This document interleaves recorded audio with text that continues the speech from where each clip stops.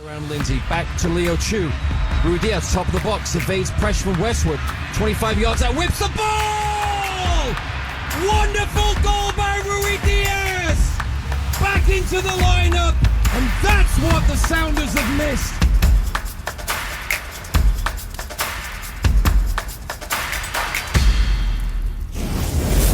What's going on, everybody? Welcome into episode 4 of Lobbing Scorchers. This is Ari Lillianwall coming to you live from my basement. Got producer Noah here with me. Noah, say what's up to the people. I hope you all are doing well.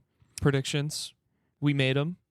They somewhat came true. I think they actually did somewhat come true. We're going to be doing some reaction to Seattle Sounders 3-3 draw in Charlotte last night, and it was chaos and anarchy, for as uneventful as the 0-0 against Portland was. This game, it was definitely entertaining, and it's given me a lot to think about and talk about. However sour the final result may have been for Seattle, this was definitely not a boring game. Definitely not a boring game. Bangers. Got a lot to get to. A lot of bangers. A lot of bangers in this game, and a ton of bangers throughout MLS last night. Yeah. So, I'm gonna get to that later. But first, I'm just gonna lay down what my rapid reaction was coming off 3-3 in Charlotte. Okay. First of all, this moves Seattle to 8-6-4, 28 points, and second in the West still. Second in the West, despite everything that's been going on the last few weeks. It kind of feels like no one else in the West wants to make a move. Even St. Louis played earlier today, and they had a chance to create a little bit of distance between them and Seattle, and they tied the LA Galaxy 1-1 at home. So an unfortunate draw for them too. And the West is wide open, and it's still all in front of this team.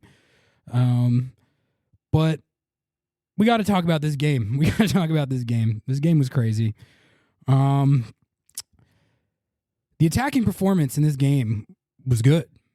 Very, very good. Sharp. 3 goals, 1.4 XG, according to Opta, which is not an incredible number, but for a cross-conference road game across the country, that's solid. And they got 3 goals. And that's all you can ask in a game like this, a road game where you have to travel across the country. And Seattle took their chances. So we're going to talk about that aspect of it first, because I think that's important. Christian Roldan, back in the starting 11. Very good.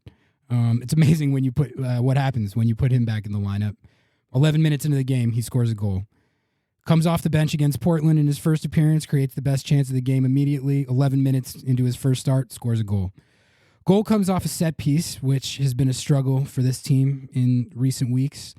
And Christian Roldan and Jackson Reagan executed that perfectly. It was really bad defending by Charlotte, and I'm going to talk about that. But give Jackson Reagan and Christian Roldan credit for the execution on that play. Jackson Reagan's taken that free kick from well behind the midfield line, and he put that right on a dime. And that's a part of his game, that long passing. He's really good at that. I think that's partially why he got the starting job over Javier Yaga, who's also very good at that. But Jackson Reagan has that attribute too, and he's a little bit sounder in defense. So the only reason that the poor marking by Charlotte mattered in that situation is because Jackson Reagan hit a perfect ball. Good touch by Christian to control it. Player of his quality. You like his chances at finishing that every time. Good goal, and at that point, it's a deserved 1-0. So for the first 10 or so minutes of this game, Seattle looks like the home team.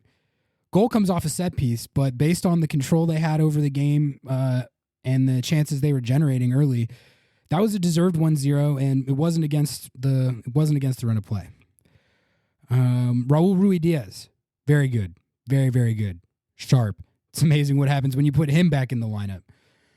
Rui Diaz had 2 chances in those opening 10 minutes that I was talking about, both of which were saved, but both of which are exactly the types of chances that he needs to be getting. His movement, combination play, very good, very sharp.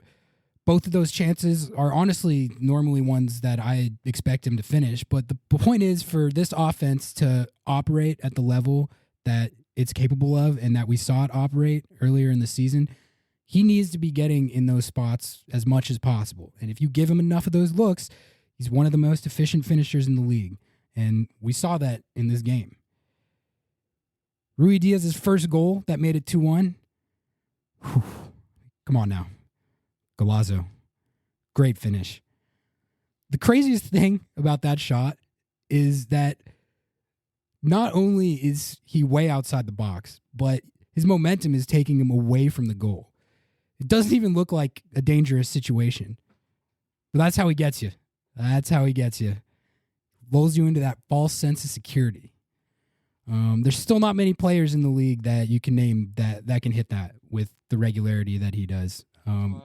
Charlotte doesn't close him out. They're giving him that space because they're thinking from that distance, that far away from goal, even if he shoots it, it's an extremely low percentage shot. Not for him. Fade away. Cash money. Ruthless. Ridiculous highlight. One of the only guys in the league who can take that shot, and it's actually a good look. His second goal, 70th minute. Very good. Great team goal. That happened because Seattle had extended possession in the attacking third. They're putting Charlotte under pressure. João Paulo pumped in like 5 crosses in a row in that sequence. They all got recycled. On the sequence where they scored, Rui Diaz hits a switch to Christian. He gets it to JP in space. JP and Rui Diaz time that up perfectly. JP whips in the pinpoint ball to the far post. Charlotte doesn't mark him at the far post for whatever reason. But it's a great run, great movement in the box by Rui Diaz, and that one's as easy as it gets for him. He does not miss those very often. And if you're looking for a reason for optimism from this game, that's it right there. Maybe you're feeling a little bit down about the blown leads, dropping points. When Rui Diaz is fit and in form, he's a game changer. And he looked like himself in this game. If he's fit, playing like that, this team will be able to get enough results to be in the mix for home playoff games. I got no doubt about that. It's just about keeping him on the field. That's it. It's about keeping him on the field. Seattle needed a game like this in attack. Had to have one like this. They hadn't had a multi-goal game in their last 11 MLS games. Not going to win very many games like that with how much they've been struggling on offense. Very encouraging to see them put together an attacking performance like this. I think it's fair to say that. So that's the good. Those are the positives. Very good attacking performance. 3 goals in a cross-conference road game. That's good. That's good. Now we've got to talk about the defense because for as good as Seattle looked in attack in this game, they should have won this game. They should have won this game, and they didn't because they blew the lead 3 separate times. Had leads of 1-0, 2-1, and 3-2. Couldn't hold it any of those 3 times. So we have to talk about why that happened, unfortunately. So I'm just going to, I guess, break down the Charlotte goals now and everything went wrong there. There's a fair amount, okay? Charlotte's first goal when they were down 1-0. There's a lot of talk about this play. It's a pretty insane play by Karol Swiderski to keep that ball in bounds. I'll say that. You got to give him credit. It's a ball over the top that looks like it's going over the end line for a goal kick, and he runs it down, and it was an acrobatic play. He volleyed it to himself over Yamar to keep it in bounds, and then managed to hit Jalen Lindsey.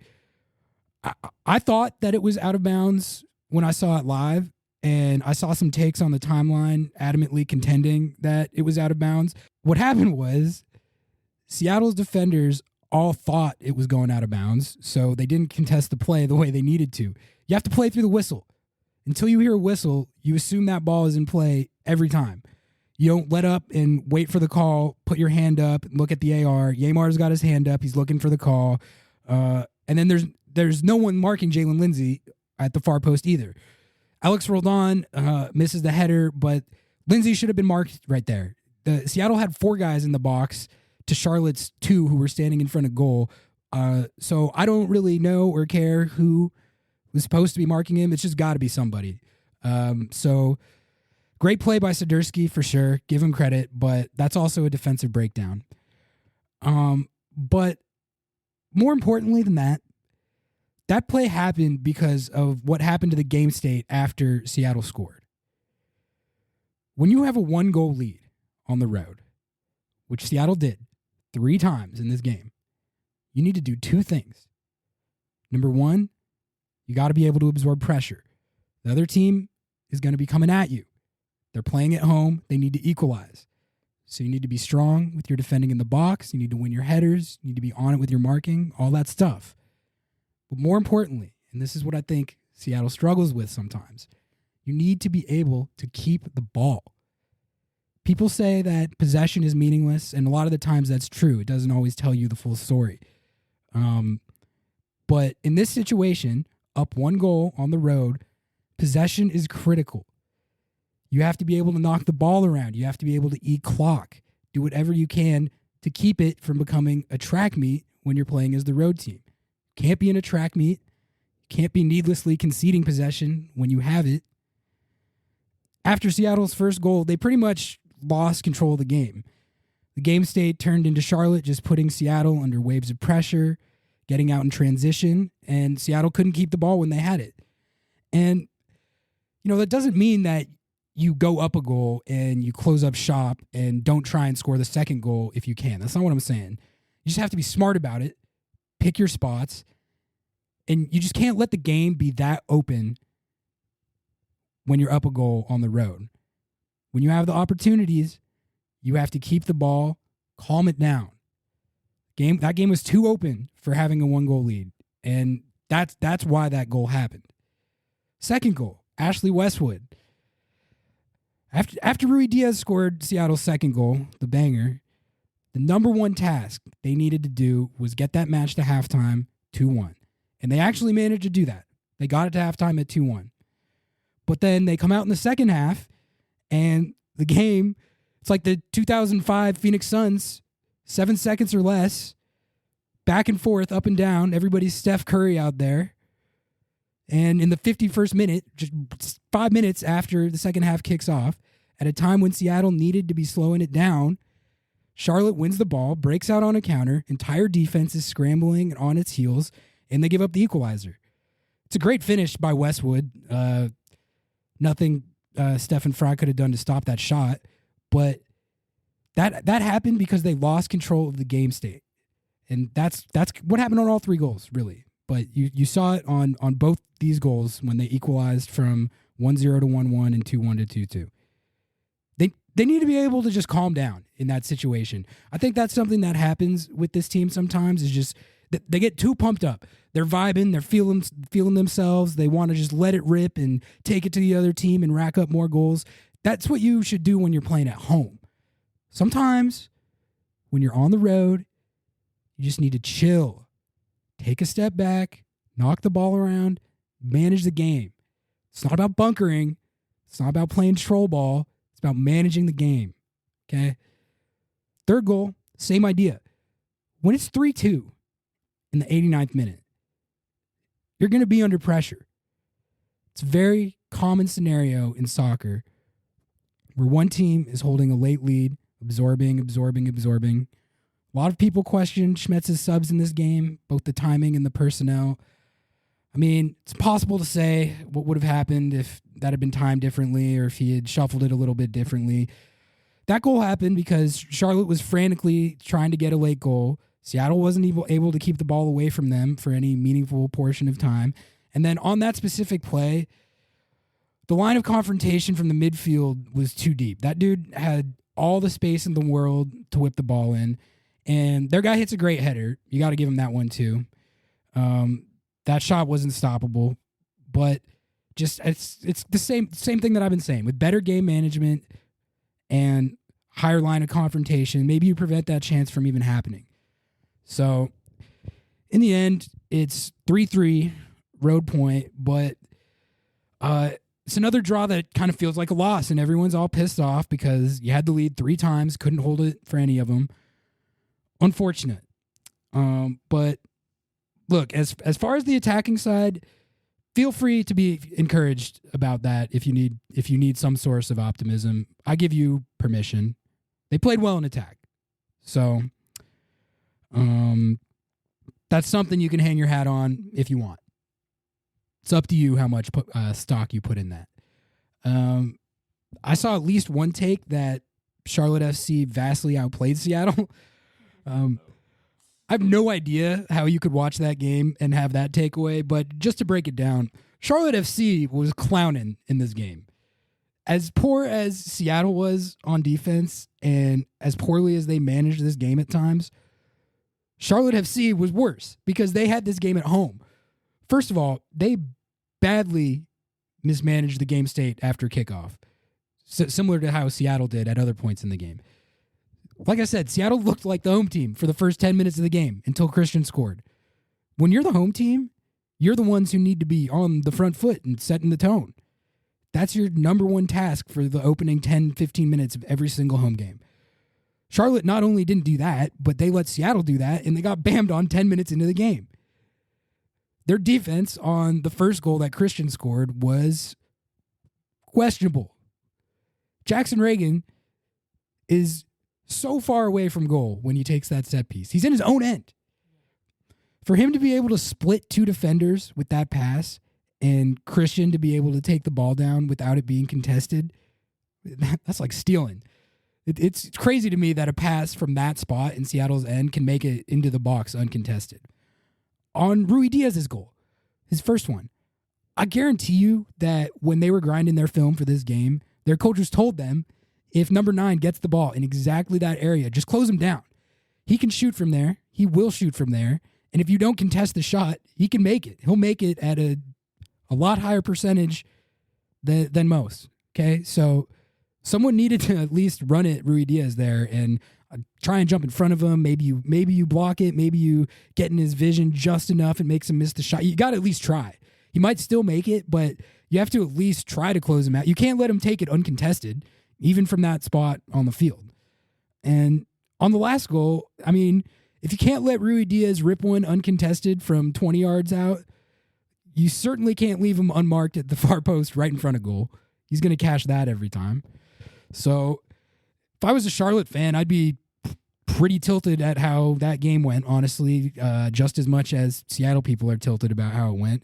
You're at home. You need a win. A home draw is not especially a good result for them at this point in the season. You concede 3 times, and yeah, they showed some good character and moxie to come back all 3 times. I'll give them that. But both of the first 2 times they equalized, they had all the momentum to try and go take the lead and put themselves in a position to win, and instead they conceded both times and had to scramble to come back. So overall, it was definitely an entertaining game, fun to watch. Was not boring, but both these teams honestly mismanaged it pretty severely, I would say, and as such, point apiece was a fair result. So those are just my quick hitter takes on the game. Next up, LAFC, and I'm not going to spend too much time previewing you that. We're going to do a preview show on that next week. We're going to have our first ever guest. Planning on lining up my friend Mark Kastner from Sounder at Heart to come on here, and we're going to talk some big picture stuff about the team and the season and the LAFC game more specifically. And we also just famously did a whole episode on LAFC that we all enjoyed. Yeah, we can't give them too much clout here. No. But, I mean, the one thing I will say is that ordinarily LAFC away is not a game that I would feel particularly great about. Them and the Union have been the best home teams in the league the last couple years. Usually that's a hold on for dear life and try to get out of there with a point type of situation. But we just talked about it on the CCL recap episode. LAFC looks like they're about to go through it. Long, grueling, intense CCL run, which they lost famously. And now they have ridiculous fixture congestion. And you might be starting to see it happen. I'm going to wait to call it, but they lost 4-0 to the Dynamo yesterday. Beautiful. 4-0 to the Houston Dynamo. Now, Houston's a tough place to play no matter what their team is like. We talked about that, but 4-0, I mean, I see that, and that jumps off the page. That's a bamming. That's a bamming. The point is, this is about as vulnerable as you could ever hope to catch LAFC. So we'll talk about that in more detail next week, but that matchup is suddenly a lot more intriguing from a Seattle perspective than I think it ordinarily would be. I got to hit a couple of corrections from the Messi episode. I've been trying to be good about listening to these back because, it's a good way to figure out what works, what doesn't, and also just to check myself, make sure my takes aren't wrong or anything, or I don't have wrong info. And listening back to the Messi episode, I had a couple things wrong when I was talking about the MLS roster rules, and Noah said that I shouldn't admit it, but I got to take accountability. I think it's important to be accurate. You got to be accurate, and if you mess something up, just correct it. So that's what I'm just going to do real quick. And it's all convoluted MLS roster rule stuff that people might not even know about or care about, but I want to be accurate. So the first one was just when I was talking about the U22 initiative, I accidentally said that the U22 signings have to be under 22. It's 22 and under. So that was just a misspeak, but U22 players can be 22 and under. An easy mix up, but I still wanted to correct it. Also, when I was talking about the homegrown rules, I said that Jordan Morris doesn't count against the salary cap. And when I was listening to that back, I realized I forgot that there was some convoluted rule change with that where I had totally forgotten that they did this. But the way it works now is that they created senior roster slots and supplemental roster slots. So if you're a homegrown player, but you still take up a senior roster slot, which is 1 through 20, you do count against the salary cap. So Jordan Morris is a senior roster spot, so he does count against the cap now, even though he's homegrown. And then it's like roster spots 21 through 28 are the supplemental ones. And that's where you have like RBW, Obed, Atencio, Soda Kittyhara, all those guys. Those are supplemental roster spots, homegrowns that don't count against the salary cap. The point I was making still stands, which is that homegrown players are a hack against the salary cap. But Jordan Morris, technically, as a player with a senior roster spot, does count against the cap as a homegrown. I'm pretty sure like that's right. If I still mess that up and you have a correction to the correction, feel free to hit me with it. I mean, I work for the league website and I still don't understand these goddamn rules. It's just so it's so hard to get these down. Believe it or not, they're made up. Yeah. Well, I should know all that stuff off the top of my head, but I'll be honest, I just don't. So all right, I'm glad we got that out of the way. I'm gonna hopefully keep the correction segment to a minimum. But if I listen back and I notice them, I'm always gonna try and make sure that I got everything accurate. I think the only other thing I wanted to hit was just one other storyline from around match day 18 last night. I mean, it's just all around great stuff. This might have been the most bangers I've ever seen in one slate of matches. Every single goal in Charlotte-Seattle was a good goal. They were all class goals, but I mean, I'll just go down the list. Lucas Zelarayan had the best of them. 60-yard bomb in second half stoppage time to walk it off against the Fire. Ridiculous goal. If you haven't seen the highlight, go look that up. You see like one of those every year or two maybe, where the guy notices the keeper is off his line and just drops a bomb on him. The guy, Zelarayan did it to Spencer Ritchie. He was off his line and he got him with that one. Phenomenal goal. I think that's probably the one out of all of these that's going to win goal of the match day, although they all have a case. Rui Diaz has a case. I think he's going to be a nominee. So Lorenzo Insigne hit one for Toronto FC against Nashville. Phenomenal strike. He lined one up from the left side, outside the box. Really nice curler. Golazo. Franco Escobar got one for Houston against LAFC. Another one outside the box. He volleyed it. No chance for the goalkeeper. Sports Center top 10 type of stuff. Miguel Traco hit one for the Quakes against the Philly Union. Similar to that. Outside the box banger. Lucho Acosta had a crazy one for FC Cincinnati. He hit a lobbed chip from a ridiculous angle. He's all the way on the left side of the box, and he chipped the keeper from right inside the left side of the 18. That might have been the highest degree of difficulty on all of them. And then even earlier today, Nicholas Giacchini for St. Louis City had a sick one against the Galaxy where he redirected a cross with the defender draped all over him. He just stuck his leg out, got a perfect lofted redirection. Maybe a little lucky, but it looked really cool. So just really awesome highlights. Shows what we were talking about on the last episode with the quality that you really see in this league. Great stuff. So I think that's the main thing I wanted to highlight. Noah, did you have some questions you wanted to dish to close it out here? Absolutely. Well, first starting off, I need to know what your goal of the week is. I think it's got to be Zelarayan. Like, Yeah. anytime there's one from distance like that, he's so far away. And the fact that it was second half stoppage time to walk it off against the Fire just can't catch a break. They're famous for conceding late goals. If the Chicago Fire, basically all their games are what Seattle did against Charlotte. Like, it's like if they have a lead, it's not even a 1-goal lead for the Chicago Fire is meaningless. It doesn't matter. Like, they're gonna give it up, and they were tied in this instance, but gave up the game winner. They're just the king of giving up late goals. So the timing of it. But also just a long-range stunner like that where they line it up all the way from midfield, those are pretty rare. And so I think you got to give it to that one, both for the novelty of the highlight and the timing of it. Yeah, I saw it was like 60-plus yards out, third longest in MLS history. Yeah. Pretty sick. Sick goal. I agree. Sick goal. I think that was mine. I mean, this is a simple statement, but Raul is back. Yeah. In a big way. Yeah. I mean, it's funny because we've been like, I always feel like I'm oversimplifying it when I'm saying like the fix is getting the injured guys back.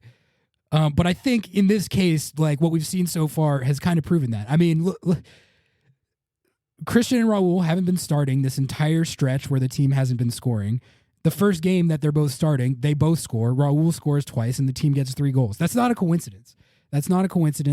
So, yeah, Raul is back, and Christian is back, which is equally important, I think, for how this offense runs. But, I mean, yeah, you saw what a difference those two guys make in this game. That's you go from not having a multi-goal game for 11 games to you hang 3 on Charlotte and look very good on offense. So that's kind of how it works sometimes. You talked a little bit about, I mean, we've got, Sounders have got personnel back. Now it just comes down to tactics. Do you think that maybe in some kind of way it was like, sigh, we're starting Raul and we're starting Roldan. Maybe the tactics kind of just were a little bit shaky, or was that just simply like another thing you had referenced, which was they just got excited? That's kind of what it feels like. I mean, don't you think that that's kind of been a thing with the Sounders for a while? Like, especially in road game, it's like the team is like go go go all the time, and they've shown like in Champions League last year they were absolutely lights out at that game management stuff that I talked about on this episode. That's part of the reason they won Champions League is because they went on these really hard road trips to Mexico and they put in professional performances. They managed the game when they had to. They were good in possession and keeping long spells of possession when they needed to. And it feels like sometimes in their MLS games, like especially, in this one, for the stretches of the game where they needed to shift their tactics in that way, they didn't do it, and it was still just 2005 Phoenix Suns, and that's just not the game state that you want when you're on the road and up a goal. You need to manage it, and they didn't do that in this game. Last but not least, I saw a lot of hate online that I thought wasn't necessarily unfair, but it definitely wasn't completely fair and relevant. There was just a lot of hate around Obed and his performance. It wasn't his best, obviously, but I don't know. What's your take on that? Yeah, well, I think it is fair to ask if it was the right call to start him in this game, just because he had just been at the U20 World Cup. He hadn't been with the team for a few weeks. So throwing him, he just got back to the team, throwing him into starting an MLS match right there. I think a lot of people were questioning whether that was the right call. he didn't have his best game, but like a lot of guys didn't have their best game on defense. So I definitely think it's fair to ask the question whether he should have been the one starting, and there's a good argument that Atencio should have gotten the start. But I don't blame Obed individually for the loss or for the draw. I just think it was more about the collective on defense and not controlling the game than it was about any individual player. That's just how I see it. All right, cool. And then I think we're gonna wrap it right there. Quick hitter episode. Thank you all so much for tuning in. We're averaging 100 downloads per episode for the first 3 episodes, which that is so sick. I can't even describe how far beyond the numbers that I thought we were going to be putting up for these episodes. I really thought it was just going to be talking to myself. So the fact that we're pulling triple digits per episode so far is amazing. If you're enjoying the content, please keep downloading, like, subscribe, rate 5 stars, all that stuff. Share with your parents. Share with your parents. Share with your fellow Sounders fans and your MLS friends, everybody. At least one of you shared it with your dad. Yeah. We know that by the numbers. Everyone you know, tell them to download it. If you have any thoughts, feedback, questions, feel free to get at me on Twitter at ARILILJENWALL. Noah, where can the people find you? You can find me on Twitter at Noah Rife, and make sure to check out all of my scorchers that I lob on there, because they're all awful. They're awful. They're pretty bad. Keep an eye out for episode 5. We're going to have Mark Kastner, Sounder at Heart here. It's going to be sick. Until then, we out. Peace.